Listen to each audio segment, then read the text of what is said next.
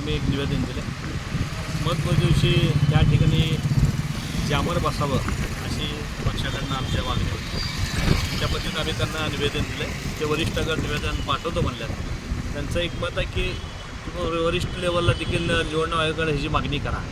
माझ्या हप्त्यातली बाब नाही असं त्यांचं मत आहे. त्यामुळे आता उद्या निवडणूक आयोगाकडे आम्ही एक पत्र पाठवणार आहे. सगळ्यांच्या मनामध्ये एक शंका आहे की मशीनमध्ये छेडछाड होऊ शकते. की अनेक लोक आता सांगतात की मतदान आम्ही तुम्हाला केलं आहे, पण आता मशीनकडे लक्ष द्यावं.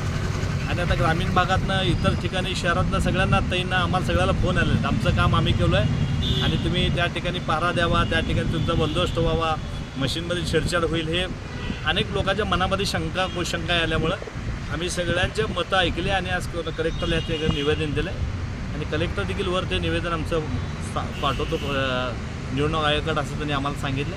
उद्या आम्ही देखील वैयक्तिक निवडणूक आयोगाकडे केंद्रीय आम्ही मागणी करणार आहे. अशी काँग्रेस पक्षातूनही मागणी राहणार आहे.